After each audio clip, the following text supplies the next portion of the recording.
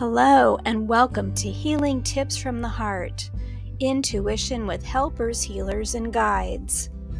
I am your host, Dr. Lori Hops, licensed psychologist, writer, and artist.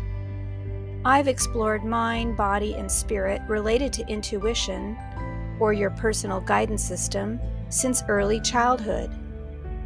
Meet my guests who have learned from their personal and professional lives to explore vast realms of knowing, synchronicities, and overcoming challenges. Their stories may inspire you with tools to enhance your daily living and relationships.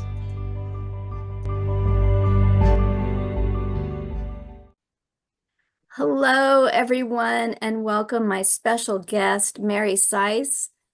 Mary Sise is a licensed clinical social worker based in New York in the United States, and she has been in the field of energy psychology for well over 25 years. She's considered a pioneer in the field of energy psychology, and she's authored 2 books, The Energy of Belief and Tapping the Panic Out of Pandemic. She's currently working in a new area called the soul weaving process, which we'll be talking about in a little while. And that helps integrate different aspects of consciousness that become fragmented after traumatic events and near-death experiences. In addition, each week, Mary runs a free group tapping program called Tapping Tuesday, where over 100 people from around the world come together and use energy psychology practices, which we'll be describing. Mary has also been trained in energy healing by Her Holiness Sai Maa for over 20 years, and she serves as director of Sai Maa's Magdalena healing program. She is a faculty member of the Shift Network, and she teaches internationally, integrating brain science, energy psychology, and spiritual psychology in her work. And I am thrilled to have you here today, Mary. I met you the first time at my very first ASEP conference. That was probably about 15 years ago, and you did a smash up, bang up job as an instructor. And I'm like, wow, if this is the caliber of people in this organization, I need to find out more. So what a great thing to have you here today. So thank you for joining. Oh, it's just my joy to be here. I love to talk, I love to teach, and I love you. So it's really quite easy to say yes. Wonderful. Is there anything that you'd like to add or let the audience know about you? Well, the funnest thing I'd like anybody to know about in me is Tapping Tuesdays. I started Tapping Tuesdays for the pandemic. Everybody was freaking out. And, like you, Lori, we had this tool that could really calm your nervous system and help you just, the pandemic had everybody's issues in it. The fear of death, the fear of somebody dying, the fear of sickness, my money, I'm stuck in the house. I can't escape. I mean, that had more triggers in it than I think anything globally could have done to us. And people were really being triggered and freaking out and yelling at their kids and panicking, and you can't sleep and everything. So I thought, how can I know this technique and not share it? It's kind of like where you're at. Like, I've been so blessed to know this. I've seen thousands and thousands of people be served by it, but the whole world didn't know it. So I started this Zoom meeting for the pandemic. I figured I'd do it a couple of months, but we're now on year 4 or something. I can't stop myself. I'm having so much fun. People come from all over the world to be on it, and different people every week. And if you're having a bad week, you just jump on it, and everybody taps together. I also never knew realized, like I should say, the power of group tapping. Oh, yes. You can take, for years I worked one-on-one with clients in my office and had amazing success. But when you put a group together and all of a sudden, work with 1 or 2 people during this hour, and they'll start on an issue, and it could be betrayal or panic or anxiety about this or money or whatever. And I work with them, and everybody has their own thing of it. We all tap together. Everybody shifts. It clears. It's mind blowing to me what happens on this thing. So I just can't stop myself. I'm kind of addicted to it. So we do it every week and we laugh and it's amazing. So I really invite everybody, just come on, learn tapping, watch what can happen, watch how truly powerful we are to shift our state and to shift our lives. Yes, That when you get that, it's so much fun. that's so great. I can feel your enthusiasm, and I'll have all the contact information in the program notes. But for those who don't know, can you just briefly describe what is energy psychology or tapping? Yes. So energy psychology, the way I see it, is we're energy systems of the body. So it could be tapping on the meridian points. The Chinese medicine, they use that for acupuncture, and that their system of medicine. We can use the chakras depending on which energy modality you want to use. You can even use this idea of taking the energy that's wherever it's stuck kind of in your energy system, your belly, your chest, looking at it and using the energy of love, especially because it's a very high frequency, to transmute energy. And it's really energy alchemy. So powerful. So rather than what I used to do as a talk therapist, talking about something which actually, if you know in law, you make it bigger. I don't know if that's ever been anybody else's experience. We also know in brain science, if you talk about something more and more, you create more neuropaths to the trauma. So that's why now the trauma field is shifting into other modalities for trauma. But energy psychology basically is we're going to use energy and the power of that you have energetically to I would say it's really alchemy, like to transmute this contracted energy to shift it and then easier to reprogram it. Yeah, so Does that make sense? yeah, that's great. Thanks for that explanation. Um, so basically we have these different energy systems that are invisible but real, and we see the effects of it. So if you like put an acupuncture needle in, let's say, the foot, it lights up the part of the brain that that meridian is connected to. So even though you can't see in a physical sense, there are these connections. And so we don't use needles, we use massage, tap, or hold points on the face, the torso, and the hands typically, or just holding, different energy centers and then thinking or feeling whatever the issue is. And the combination of this mind-body alchemy, like you said, opens possibility. And as you're saying, it's not just the one-on-one, but that the one person in the group kind of represents all of it. And then people kind of, in a surrogate sort of way, can jump in even without saying anything and borrow the benefits. Not only borrow the benefits is what I found, Mary, maybe you have too, is that there's a synergy. The energy becomes stronger. And so I also use group experiences with Bankston method, with logosynthesis, with other things. I have a free peace group that I also offer once a month for an hour. And it's just incredible when groups come together with a positive purpose. And we know that Yeah. we know when groups come together, even with a negative purpose, how Yes. powerful they are, right? We've seen that. The issue is, can we come together with a positive purpose? And what I love in the groups, well, you can watch what's happening, and it's kind of like watching reality TV. But when you really tap into, wow, I have the same thing. So you acknowledge it, you don't suppress it. That's key. Like, wow, that's in me too. This Yeah. worry energy, this shame energy, this guilt, regrets. Like there's such a commonality as humans. And then with your intention, because much of what I do is a little different than some other people do with energy psychology, I have you state an intention statement that I'm choosing to release this. And I Okay. also have them say all the roots and origins of it and all that it means and does to me.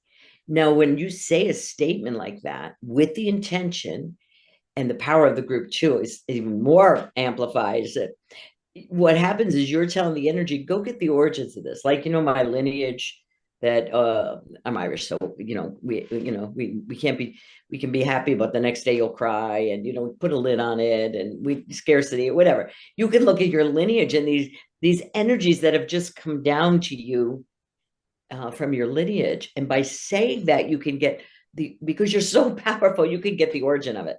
And I'll tell you where it really shifts. It shifts in your children when you do your work. Yeah. It's generational. And so it's like this Irish way of being, or this Italian way of being, or this whatever you got, who cares, ends with me. This shame energy, this whatever it is, Yeah. it ends with me. And I see it down to my grandchildren, like they are just, it's just not there It's anymore. beautiful. Yeah, so really what we're doing is really serving the planet, serving our lineage, to really look at what's these energies that are in me, because you weren't born with shame, but it got put in you by something that happened, or somebody saying shame on you. Well, there goes, energy just goes. Yeah. So you're really powerful to shift anything. That's my biggest message. There's nothing wrong with anybody. We're just on planet Earth. And I always say, next time I'm going to Venus. I don't know about you people, but I'm like done with this duality thing. It's tough. It's hard, especially when you can see other ways of being or remember, and they're like, really? Really? This is what we're dealing with. But it makes you Right. kind of get down and dirty. Yeah. Just watch the news. You're like, you people really think that that's really happening on this planet? Where am I? But the planet is shifting. That's the good news Yes. too. The planet is shifting. Yes. Somebody asked that question in a workshop I was with, actually with Sai Maa last weekend. And they said, how can you say we're coming to a better era? We're going to move to another level. And just watch the news, and we're all like, are you kidding me? Like all this stuff is getting kicked up. And the perspective that Ma came back to us with was, that's just because you know about it. She said, think back a couple thousand years ago, the Roman Empire. I mean, really, when you think about it, Right. they would throw people to the, what was it, lions or something, Yeah. and we would cheer when they got, can you imagine seeing that on the news? Yeah. Like there's countries that still do that. We Yeah. are going in that direction. Yeah. But each one of us who said, I want to go, that's what I'm about. If we can clear this other stuff, we won't suffer during I always call it like transition, when you're going to birth the kid, Yeah. like part where you want to jump out of bed and run around the nurse's station, like, something's wrong, we're in that right now. Yeah. And so it's to be able to calm your nervous system. It's going to be okay. And then make other choices, and be loving, and not contribute to the anger on the planet, contribute to the judgments on the planet, and the brutality of the planet. It's hard. We're not designed to have a global awareness. We're designed to have a local awareness. So our self, our family, our group, our work, maybe our community. But when we're connecting and with bias towards the negative, because we don't have the good news, for every negative, upsetting story, there aren't 10 positive ones. So we're tending toward the negative bias, but we're not designed to take on all of that. It's also very disempowering, because you can pray and you can imagine, and you can work locally and so on, but you really can't influence what's going on with someone thousands of miles away in a very real and present way, moment to moment. But you can work locally, and you can work with yourself. And I wanted to talk a little bit, if that's okay, about this soul weaving and what happens on a global level or personal level when we face these incredible traumas, or like you said, near-death experiences. So can you talk a little bit about that, and how, with an emphasis on the healing aspects of your work? Absolutely. So often, especially when you're a child, it's very easy to do this when you're a child, because the brain isn't as developed yet. Okay. Mm-hmm. So we know children have imaginary friends, right? Yes. And you set the table for them. It's no big deal, right? Like, that's no big deal. If you're 14 with an imaginary friend, you're going down the sideboard. But if you're 4, you're fine. Okay. So this isn't happening to me. I'm out of here. I don't. And so well, I don't want to be here. I'm terrified, and the adults are big when they're yelling and whatever. So oftentimes in one, and I want to say it's like a scale, like creativity. You can have a little bit, or you can have a lot. So dissociation or splitting off, fragmentation, little to a lot. Okay, so what will happen is you'll leave part of you behind. You'll leave part of you in the closet. I don't want to stay here. I don't want to be on this planet. I don't want to. Um, I was actually working with someone yesterday who, as a teenager, developed an eating disorder, and much of it started. It was fascinating. It was triggered in an incident where she was with her dad, and he had been drinking, and he really embarrassed her in front of all her. But everybody else's family was like really nice, and hers was the only one that wasn't. And she just wanted to disappear. And that's where she made the decision to disappear. And so what happens is part of her is stuck in the horror of what he's doing and an embarrassment. I just want to disappear. And the other part has to keep going. Part of you is frozen in time. You could think of that movie Groundhog Day, where every day was the same day. Yeah. Part of you stays there and part of you goes forward. Now, the situation is that there's still energy between you and that part. So now anytime something that happened, and she had this eating disorder that she just couldn't seem to, well, despite all the work she had done, she blah, blah, blah, it wasn't working. What happens is anytime something, or she wants to do something big, like that podcast kind of thing, like you're doing. But like, she doesn't want to be seen. She's in two worlds. She's in two realities. So the work was, once we identified this, because we were talking about, when did that eating disorder start? We got talking what happened around that time. And she tapped into this memory. So what we do is we use the tapping, because that'll quiet the nervous system down, to go back and get her, reprogram it, show her how life turned out, tap for her too. There's a whole process to doing it. And you use imagery, a little bit of tapping, a little bit of stuff. And then we brought that part of her out of that situation.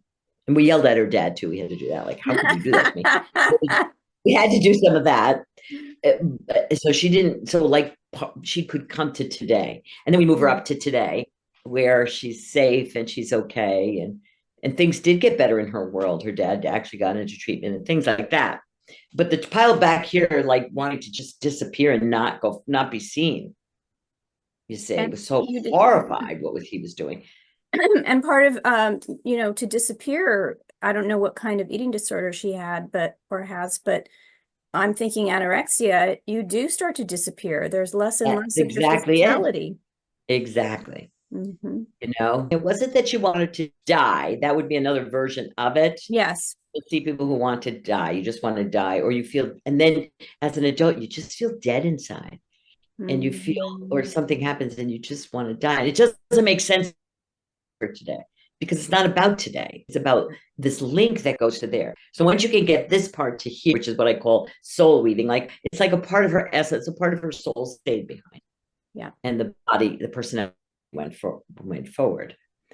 And anyway, once that happens, whoa, you've got more energy here. Now you're not in two realities. So now it'd be much easier for her to, she still has to take new action, like get up and give that speech, or get up and do what her soul is calling for her to do next, and why she came to the planet. Yeah. It'll just be easier because she's not in two worlds. Does that make sense? Complete makes sense. I love how you weave it all together with love, with tapping, with a deep understanding and appreciation for the role that the past has in our current life, and all of the years of trauma work, and your compassion and your understanding about what's possible, having that vision of what's possible for her. So, and I'm sure there's other things, that you bring, but how fortunate. But yeah, it's sometimes people are like, can't we just start from today and move forward? And that's I wish we could. It's fine if it works. If it works for you, then go for it. Like, why do I have to go back to the past? Because apparently there's still something there brewing. And the idea it's something you usually had to suppress. That's Yes. what's important. So you leave a part behind because that part can't, like, could you imagine if she started, I mean, she wanted to wring her father's neck, right? So can you imagine if you did that there in public, or she couldn't do that. I Right. worked actually with a lady on Tapping Tuesday this last week, who was a fascinating one, who hers was at age 5, her mother um well, I don't know what happened, but she suffocated her and killed her. And so she left the body. Okay. And then they brought her to the grandmother's like dead. They thought she was dead. And then she got Wow. revived. But she didn't come all the way back. And this is what happens to people who know how to, it could be even in a drug trip, some plant medicines where you go out and you don't, and then you're out here all blissy and you don't want to come back there. You can't blame the little 5-year-old. Who wanted to come back there? The mother was, obviously even a little mentally ill, to put it Yeah. mildly. And so, but she, as an adult, she couldn't make life work. Like she couldn't stand up for herself. She let people walk all over her. Why? Because she's not all here. She doesn't really even want to be here. Does that make Right. sense? Yep. But yet she's got, I think she had children. She had reasons to be here, Uh-huh. kind of. She wanted to be here for them, but this energy of just being empty inside and never feeling safe. Yep. And now, so what we had to do was I had to go get that part, bring that part to the body, then bring the body to today. It was fascinating. It worked. You could see her energy just come right back. Wow. Now she had her voice, and we did some other work with that to kind of make her now. But the energy she too couldn't express was her anger at her mom. How could you do that to me? And her Yes. devastation of her trust, and like, who wanted to come back to that house? It makes total sense. You Right. be grateful that you did it, because really, I mean, that was a horrible childhood. So it helped you to not probably go into drugs or whatever, to split like that. Yep. So you always be grateful for what you did, because came back full throttle telling her mother off, she'd be dead right now. We wouldn't be doing tapping, right? So Right. like Right. the soul wanted to live. So you'd be always grateful for what you did then that served you. It always serves you. It's just not serving you now. Oh wow, I did that. That served me. And go back with heart open and compassion for the child. Then it can heal fast. Beautiful. I mean fast. And then we use the tapping to quiet the body down, because you got to bring the consciousness back into the body for somebody to be fully here. But the body is still like, I'm going to die. You're terrified. And so that's where the tapping, in my opinion, is awesome. Between that and using eye movements with tapping, which many people don't know, you've got to learn the eye movements, because that's what gets the brain to fire again in the shock. In trauma, there's always a shock. So it moves the shock so that you're safe now. Yeah. Can you talk a little bit more about the eye movement, which is used in EMDR? It's used in Mhm. um, uh, the 9 gamut, which is part of several different energy psychology Exactly. approaches. It's used in Yeah. brain spotting. I mean, Yeah. many people use The, eye gaze. So can yeah, you talk the a little bit eye, about that? yes. Oftentimes you'll hear in spiritual teachings that the eyes are the doorway to the soul, right? The eyes are the part of the brain on the outside, as your ears, okay? But when you move eyes, you're lighting up the brain in different ways. And one of the hallmarks of trauma is a shock. You get a shock to the brain. And oftentimes, what some scientists say is that there's like a break in the neural path, and it can break, like you don't even remember what happened. You just know you had a shock. Or you can, it's not a public trauma. So you can't remember the story, but you've got all the symptoms. Or you go numb. So it's a different ways, but that's a deeper conversation. But the bottom line is there's a shock there. When we start, the tapping will help you for sure.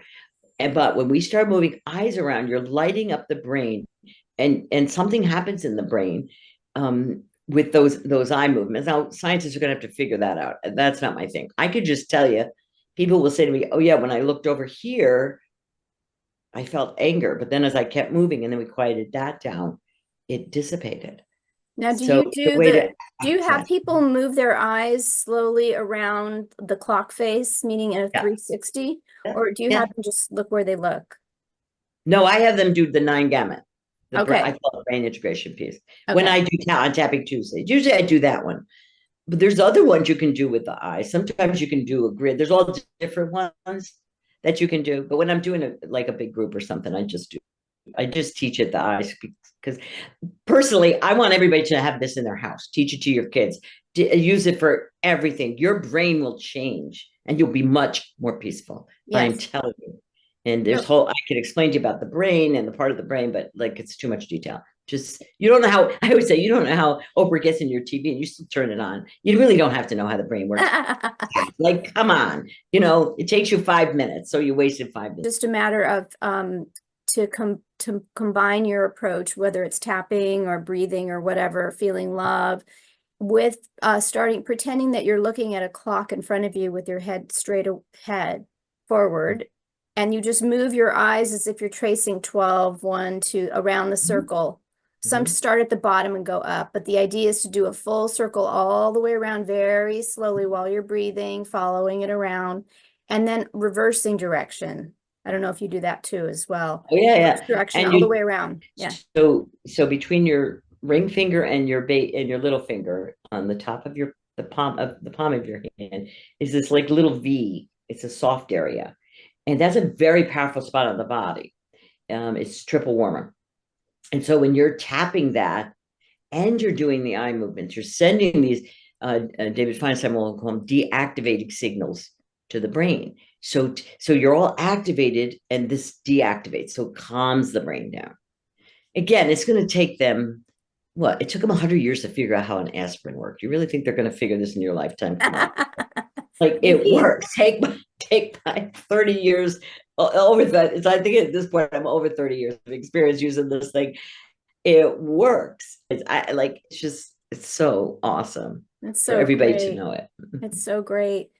I know that you have these different worlds that are woven together with your work with Sai Maa and consciousness, and also Mhm. the energy and tapping and so on, and with the soul weaving. And so I'm wondering if you might speak a little bit about your views about consciousness and what you've learned about love, that maybe Mhm. even if someone isn't from this particular perspective that you have, there's commonalities that we all have in common, we all share. So is there something there that comes to mind? Oh boy, consciousness, there is what's called pure consciousness, or some people call that source, or all that is light. And then from consciousness comes light, love, and there's levels of consciousness. You may have heard about David Hawkins' work or things like that. Mhm. So there's different levels, there's different frequencies of consciousness. As a soul, you come in as consciousness. Obviously, you come in, you create a physical of you have a physical form has come and your soul comes in. And your consciousness actually as an infant is actually quite high, quite enlightened. The problem is somebody takes you home. And if you're like me in the 50s in New Jersey, nobody was saying namaste. Okay. So like, so you get then programmed. So there's layers of lower frequency thought forms and thoughts and energies, I guess would be, they get programmed into you. And so your consciousness, this high consciousness that you are, if you look at a baby, like everybody's attracted to them. They're so loving. They don't have teeth, but you still love them. Everybody wants to be with them. And then they get about one or two and they're telling you no, and they're, but then they pick up like a sponge, everything in the environment because of the brain. Some of that's the brain. Mhm. On planet Earth has so many frequencies. I was talking to somebody the other day, and this is the best way to describe it, I thought, as a metaphor. It's like, those boxes of crayons. Well, if you go to Venus or many other levels of consciousness of many other spaces, you only have certain crayons you can play with, like the pinks and the yellows and bright yellows and the sparklies and the this and that. Well, on Earth is a planet with free will. You can play with any crayon you want. And consciousness has gotten so low that we have low we have dark colors, we could say. And you, because you have free will, can color with whatever one you want. So that's the distinction between Earth and other planets. These are teachings that I've received from Sai Maa, that we've received, is that you can color with whatever you want and nobody can stop you, because on free will is a gift of this planet. It's like kind of like a lab. There was an experiment. So I don't know. Free will, I think, is a design flaw. But anyway, they should have never given us that many crayons. Well, they didn't give us that many crayons.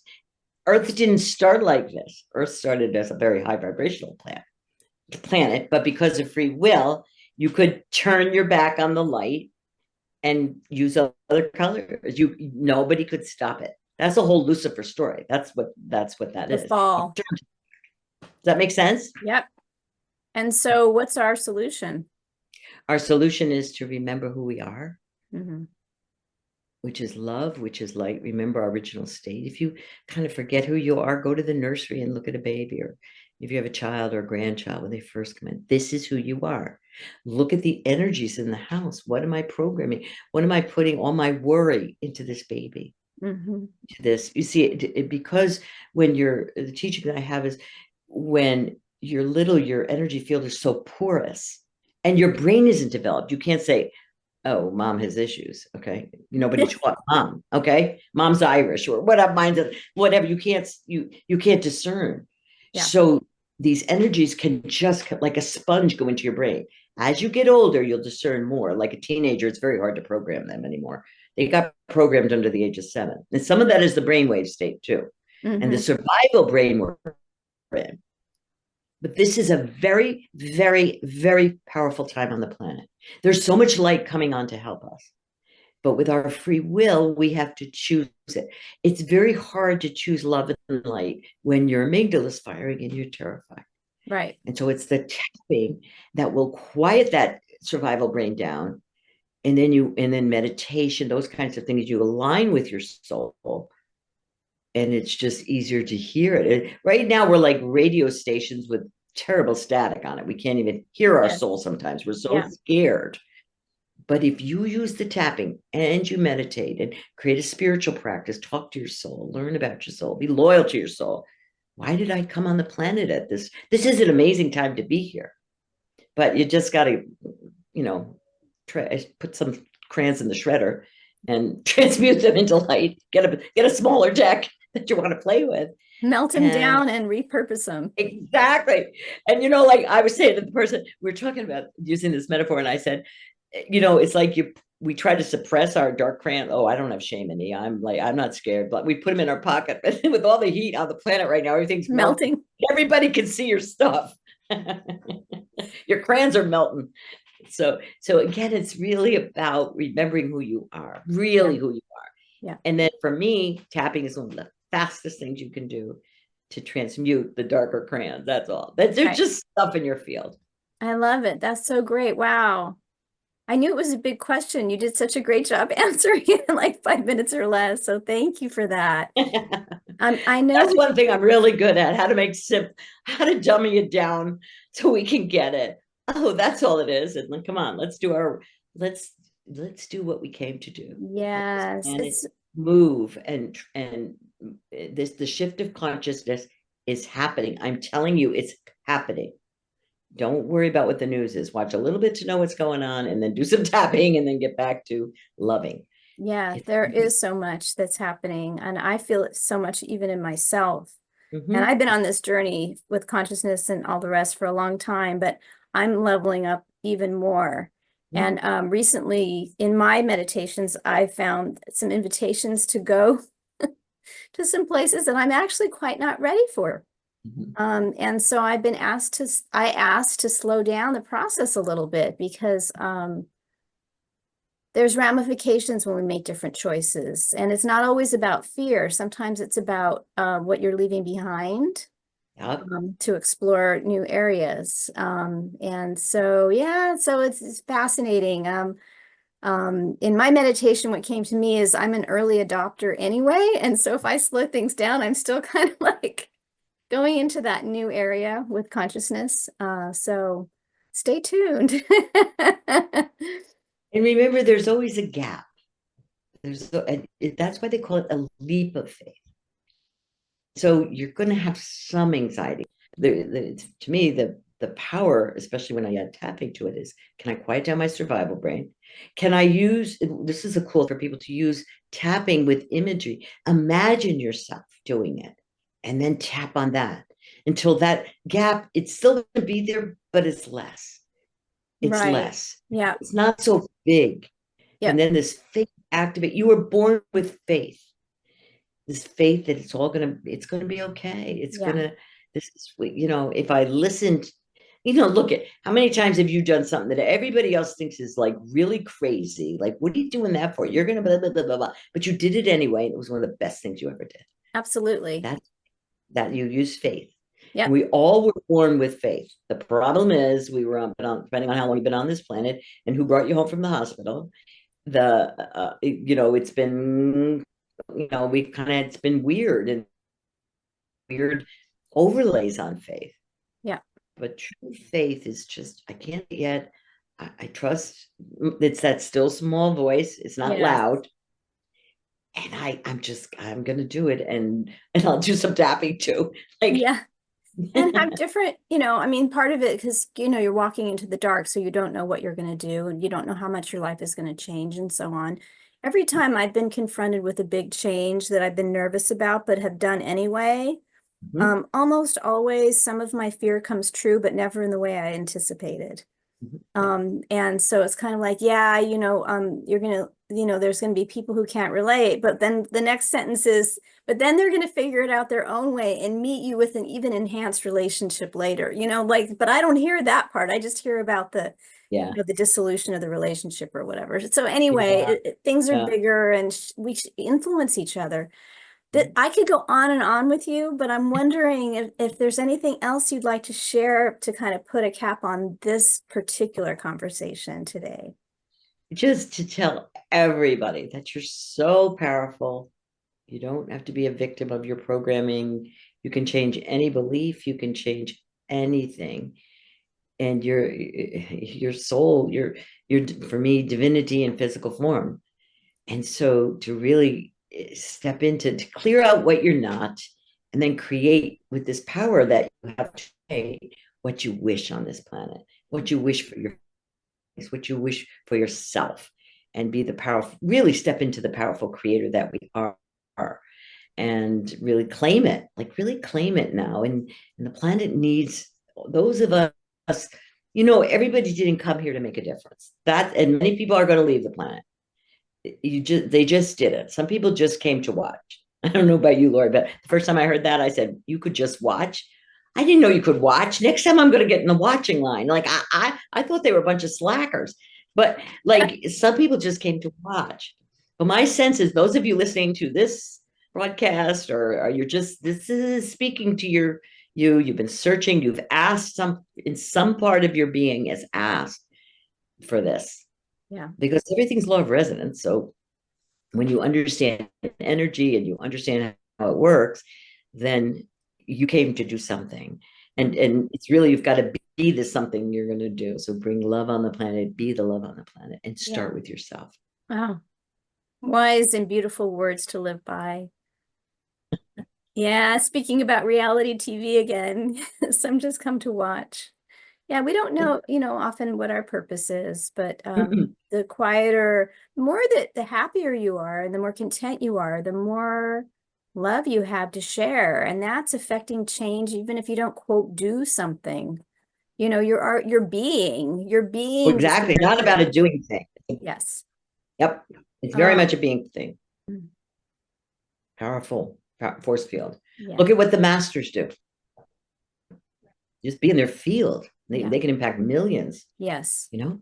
Yeah. So study the masters. That's really cool to study what they do. I'm like, I want to do that. I want to be that. It's not even a doing thing. It's like, I want to, yeah, that's what I came to do.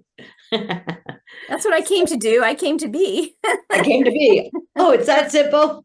Yes. Yeah. Oh, thank you so much. This has been such a delight. And I'm just so grateful that you are watching, doing, and being, and bringing all these gifts to the world. Thank you. Thank you. Thank Blessings you. to everyone. Okay, bye-bye, everyone.